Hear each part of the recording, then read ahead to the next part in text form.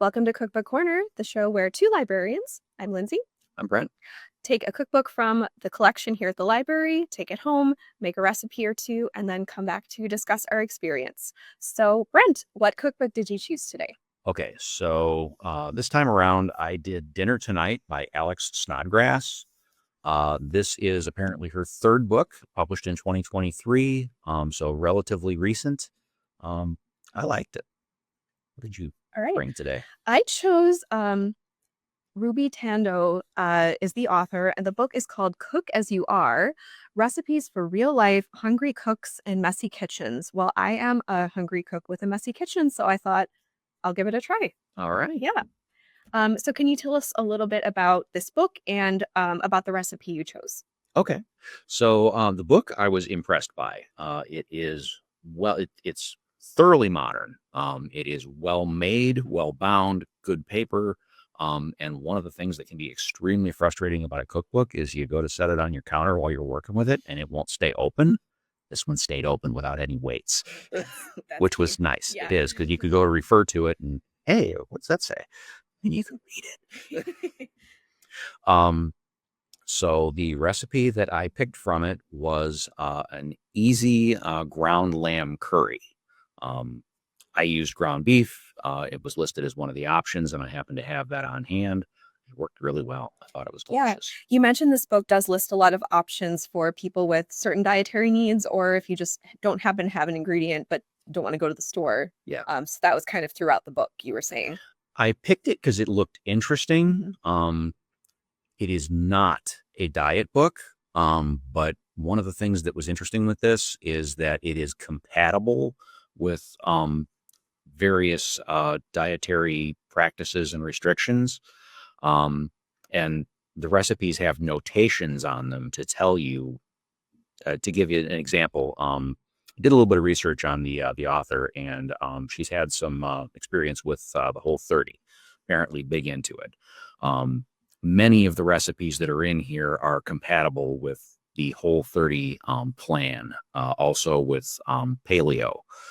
There are a lot of things in here that are noted for vegetarian, gluten-free, grain-free, dairy-free. Those notations are right on there, and some of them, specify, hey, with substitutions. So if you're into any of that sort of stuff, this is something to take a good look at, but you don't have to be. I don't follow any of that stuff. And this book had my attention. I saw a number of recipes I was very interested in. The one I tried worked well. This is the way I like to cook and the types of flavors that tend to speak to me. Yeah. Yeah. I was impressed. Do you tend to sometimes I choose a cookbook because it's so different from what I would normally do that I'm curious, but those are the ones I tend to read rather than actually cook from. Do you kind of get the same thing? Do you sort of look for a thread in a cookbook you're looking to try of, oh, this is kind of my approach anyway, but this is a little bit of a twist on what I would normally do because it's a little bit more approachable? Not necessarily. Okay, so you're looking to like try all kinds of stuff. Now, last time around, I picked a book that was focused on a specific idea. Sometimes I pick things that are focused on a technique or, an ingredient or something. This here is a recipe book. It is not, fooling around with a specific concept. It is a collection of recipes. Yeah. There is definitely a theme here, but I was impressed. It caught my attention. It's visually appealing. Has lots of beautiful full color photographs, and it's well made, but it's also well laid out. This lady did her homework. She put in the time, she put in the work. And it's not a giant book either. No, it's not. For like kind of a comparatively like slim book, I was looking through the table of contents and the recipes, and I was just like, there's more, and all of them are There's 100 recipes. Yeah. They are specifically geared towards healthy eating and weeknight meals. Yeah. The preparation on these are The one that I tried, it gave a 35-minute time on it. Now, I think with a little practice, if I had made this thing a couple of times, I could probably get it down to 35 minutes because the actual cook time is probably around that. But the time it took me to read the recipe multiple times, pull everything together, do the prep work, and it took me longer than that. But if it was the third time I was making it, I could probably knock this out pretty easily. It was a true weeknight, throw together. I would say And it was delicious. Yeah, I mean, you were saying you brought it for lunch today, and so absolutely. I think that's something that I feel is worth talking about and mentioning is the time estimates on a lot of recipes. I would take those with a big pinch of salt because I would say maybe gauge it more like the first time you make a recipe, don't Always takes assume longer. Yeah. that it's going to take the same amount of time they tell you. And don't think you're doing anything wrong if it takes you longer. It always takes me longer, even if it's not my first time doing something. I tend to freeform things a lot. I have kind of my own way of doing things. And when we set out to do this, we kind of agreed that we were going to try and follow the recipes as closely as we could stand. Yeah. I think we both tend to tinker a little bit. And I made a real effort over the last few of these to do that. And I followed the recipe very, very closely. There was very minor tweaking on it. Well, because you want to be able to speak to the functionality of the recipe as written. Exactly. But I am not doing this just, for my own consumption. We're talking about, does the book work? Does the book work for a And the book works. And it works.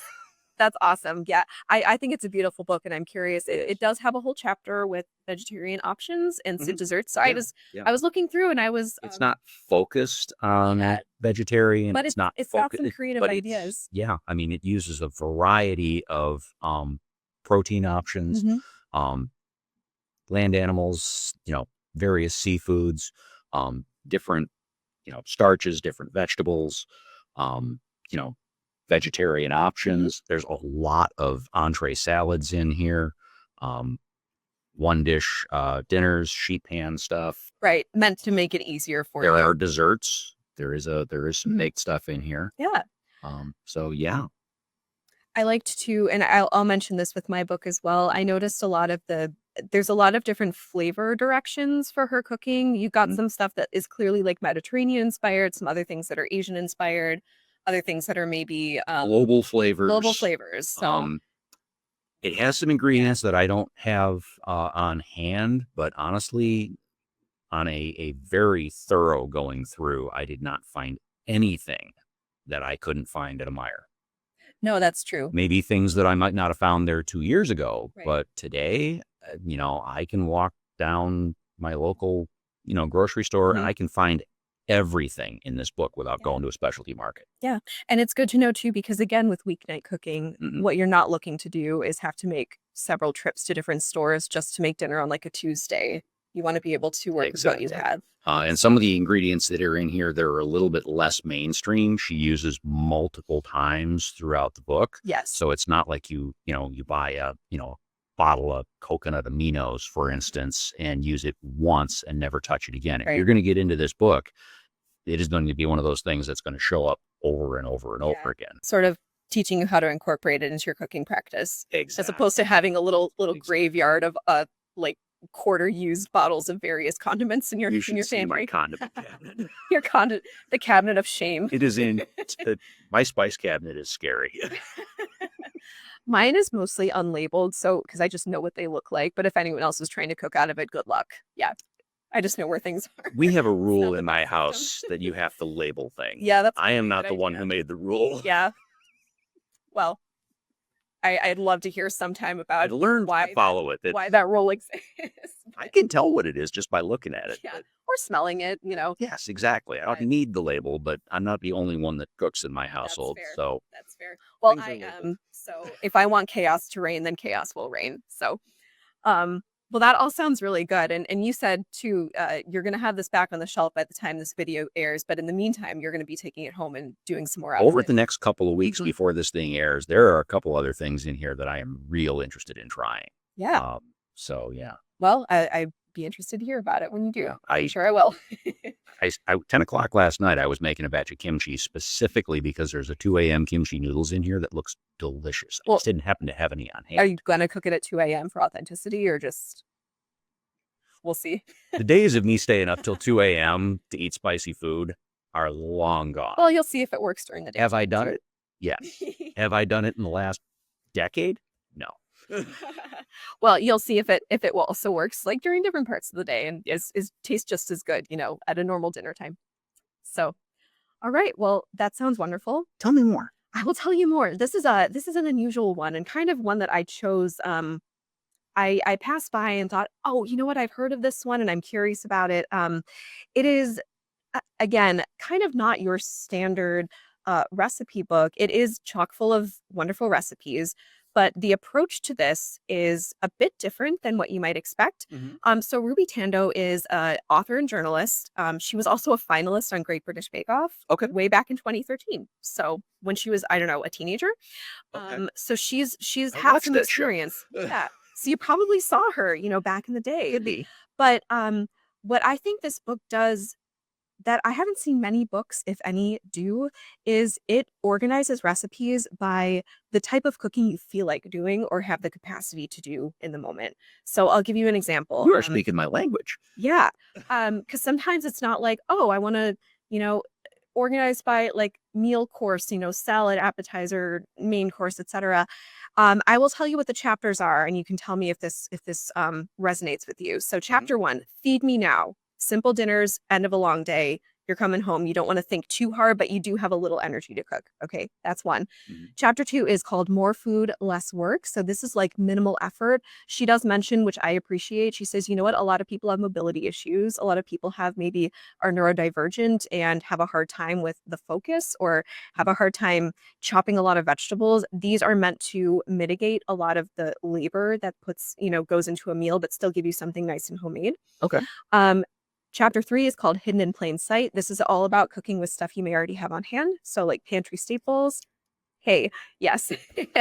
Pantry staples, maybe using your microwave, maybe using frozen and canned veg instead of having to go out and buy fresh. Yep. Then we've got a chapter called Wild Appetites, which is if you're cooking for like a special occasion, you want to do something a little more celebratory or a little more special. And then Normal Perfect Moments, which is good small things to soothe and energize, is what the tagline says. But it's like breakfast, soups, and snacks, like taking a little effort, not just eating a handful of cereal out of the box like some people, but taking the time to make yourself something really, really nice, even though it may not take a lot of time.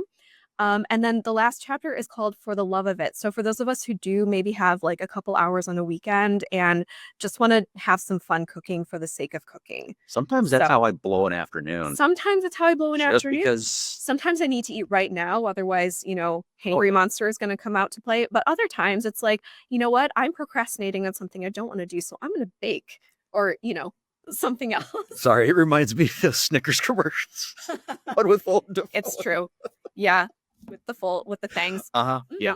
I know. But what I love is she doesn't assume that anyone who's reluctant to cook is always reluctant to cook. He's like, no, sometimes you do have the time and the bandwidth to make something that will take hours. Like you want to spend the afternoon making the perfect batch of sauce or what have you. Yes. But other times you just need to eat something, but you don't want to, again, eat dry cereal by the handful or stop at the gas station or what have you. So it's saying that gas station sushi.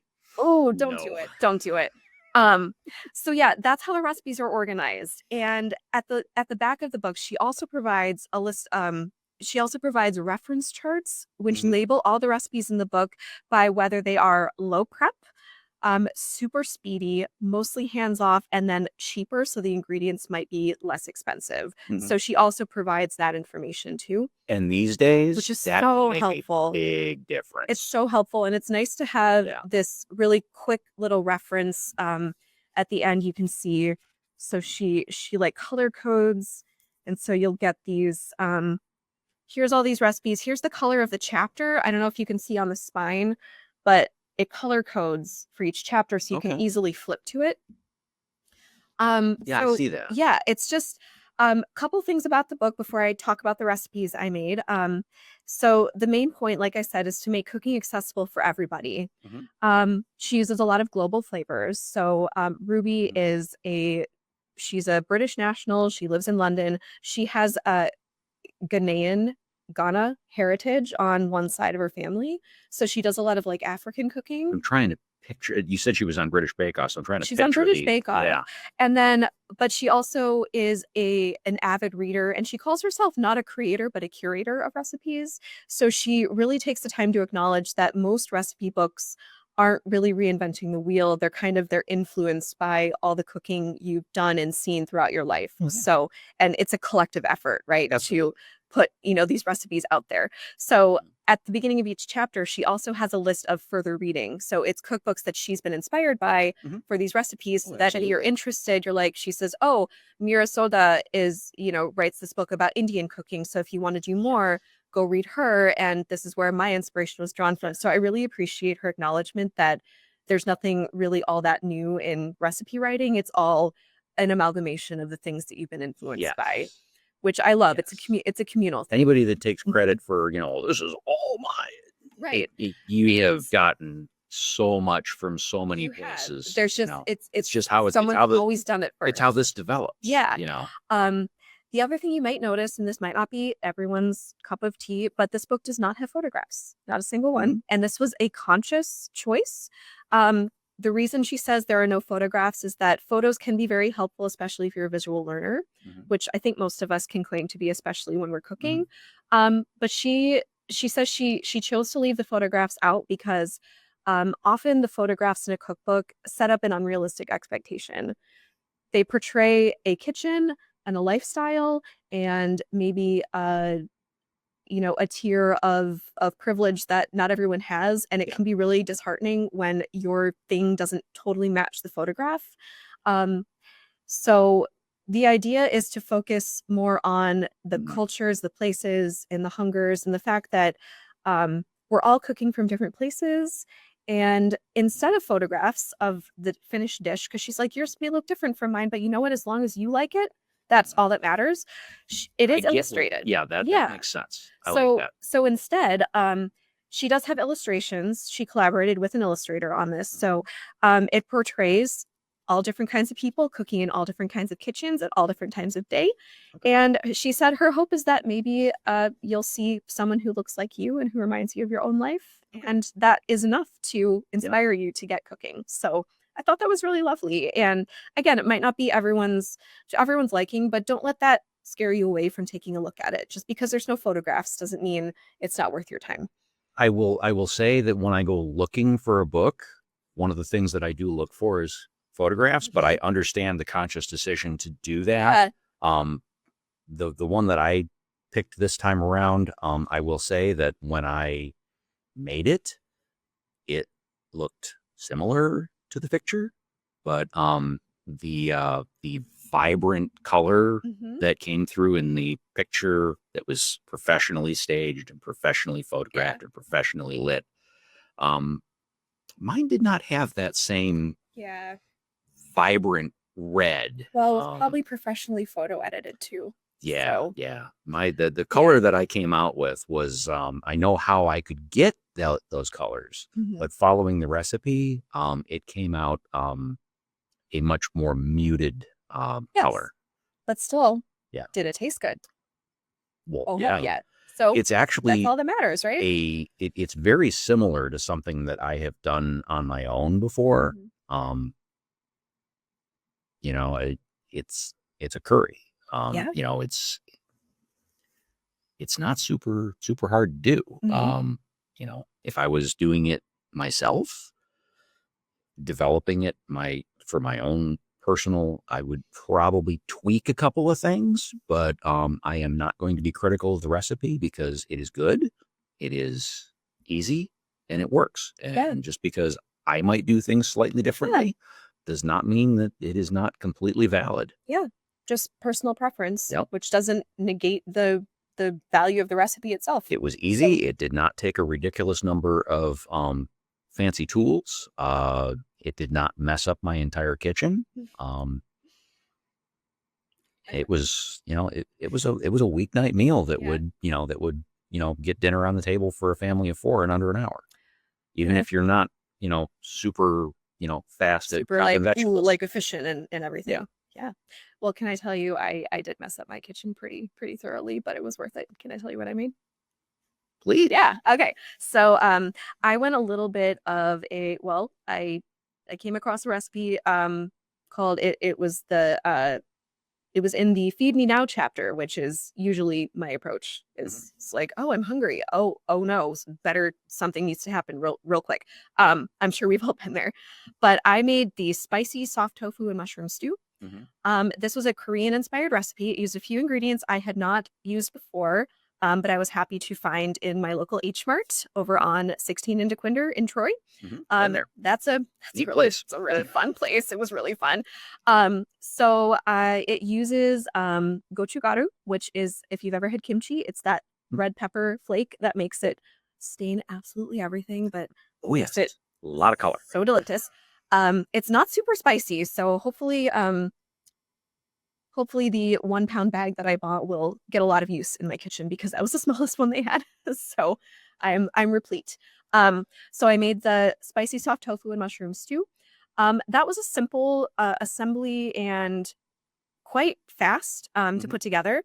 The tofu was I've had lots of tofu in my time, but I had not had this kind before. So this is a special kind of extra soft tofu. It's called sundubu, sundubu. This is the kind you buy in a tube, and it is barely coagulated. It is not pressed at all. So think about silken tofu if you've had that before. It's the kind that's so soft you can like make it into a pudding. This is even softer. So it barely holds its shape, but this is so delicate that at the end of the recipe, you don't even cook it. You just kind of let it heat through from the residual heat of the stew in the bowl. And it is like eating clouds. So if you I don't know. I am waxing rhapsodic about tofu, but if that's your thing as well, it's worth giving it a try. It doesn't have much flavor, but it does have a texture. It doesn't, but it was just it was very interesting, and I Are you enjoyed describing it as savory whipped cream? it. I was saying if whipped cream could hold its shape, it was that amount, it was that light. So, and she did say if you can find this kind in the tube, go out of your way to try it because it's really what we're going for here. And it was fun. I enjoyed trying this new ingredient that I hadn't used before. So the recipe suggests serving this with rice. I felt like being a little bit of a rascal, so I made another recipe from the Perfect Normal Moments or Normal Perfect Moments chapter. I made the cheesy kimchi cornbread muffins. So I could take one more teaspoon out of that 1 pound bag of gochugaru that I bought. So, I'm really making a dent in it, but these are exactly what they sound like. It's a cornbread muffin, but it's got cheddar cheese, scallions, and chopped kimchi and kimchi juice in there. I brought some in today You were telling me about for us that. to try. As soon as I said the name of the trying recipe, he said, "If you make those, I will try one." And I said, "Oh, good, because I will." And I would share what I made, but you wouldn't eat it. I wouldn't eat it. I said, "It looks nice." It's got animal in it.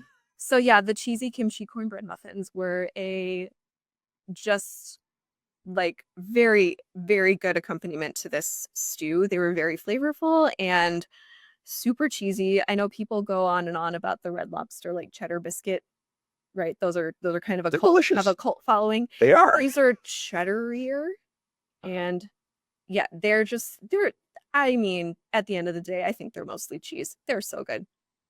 What can't cheese do? Cheese, corn, and pepper is a good combination. It is, yeah. And I loved being able to put kimchi into a baked good. This was like, if you like a savory baked good, this is very, very, I've never had one, but I've heard people talk a lot about kimchi grilled cheese, and one of these days I'm going to try it. These were, yes, one of my favorite,